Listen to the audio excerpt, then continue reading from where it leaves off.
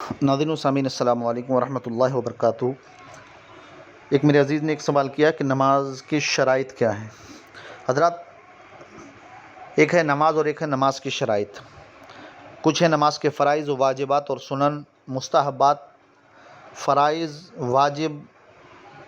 वाजिबात फ़राइज़ और सुनन व मुस्तहबात ये नमाज के शुरू होने के बाद, जब हम नमाज के अंदर होते हैं उसके बाद हम फ़राइज़ होते हैं।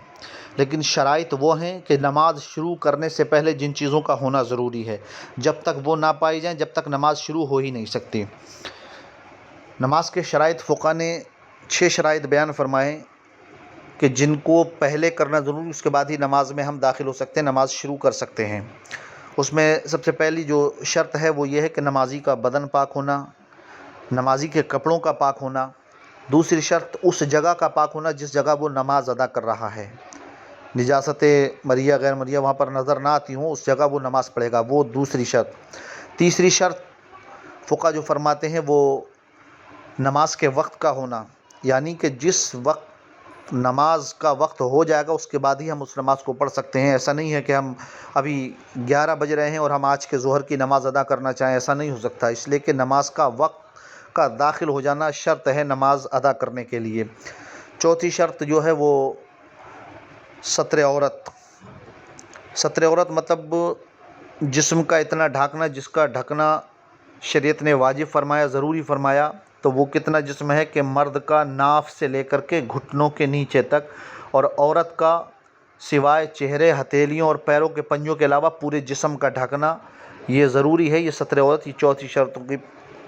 उसके बाद पाँचवीं शर्त जो है वो नियत करना है कि नमाज की नियत दिल के इरादे का नाम है, कि जब तक आप उसमें ऐसे ही यूं ही खड़े हो गए, आपने नियत नहीं की, तो उसके बाद भी वो अभी आप उसमें दाखिल नहीं हो सकते हैं।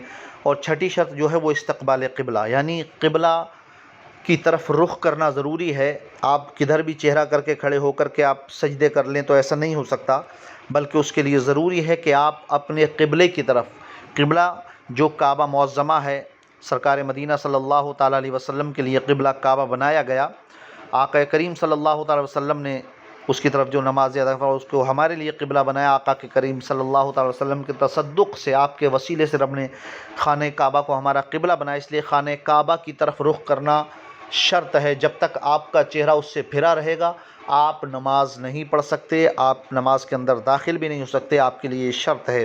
फ़ुक़हा किराम ने जो शराइत बयान फरमाए हैं वो शराइत यही हैं। इसलिए हमें चाहिए कि हम इन तमाम चीज़ों को सीखें भी, समझें भी। हाँ, इस्तक़बाल क़िबला में ये होता है कि कुछ जगहों से थोड़ा रुख़, बाईं साइड जब हम खड़े होते हैं तो रुख़ करना पड़ता है। तो वो ऐसा है कि अब यहाँ से खाने काबा हमारे सामने तो नहीं है, वो सिर्फ़ जिस तरह से कंपास के ज़रिए या जो जानने वाले हैं उन लोगों ने जो तरीक़ा बता दिया कि इस साइड में पड़ता है, तो 48 डिग्री के अंदर हमारा रुख़ होना चाहिए। 48 डिग्री से बाहर अगर हम होंगे तो हम अगर बिल्कुल सीधे पड़ते हैं तब भी हम 48 डिग्री के अंदर रहेंगे। थोड़ा सा अपनी बाईं जानिब अगर मुसल्ले का रुख़, मिसाल तौर पे जैसे हम यहाँ हिंदुस्तान के अंदर यूपी में रहते हैं, बरेली शरीफ में हैं, तो यहाँ से हम अगर नमाज़ पढ़ते हैं तो हमारे मुसल्ले का रुख़ हल्का सा बाईं जानिब, यानी बाईं तरफ, नमाजी के बाईं तरफ को थोड़ा सा फिरा रहता है। इसलिए कि जो फरमाया आला हज़रत रज़ी अल्लाह ताला ने भी जो सिमत क़िबला बताया वो यही बताया कि यहाँ से थोड़ा सा बाईं जानिब को घूम करके हमसे क़िबला पड़ता है, खाने काबा पड़ता है, इसलिए हम लोग उस तरफ रुख करते हैं।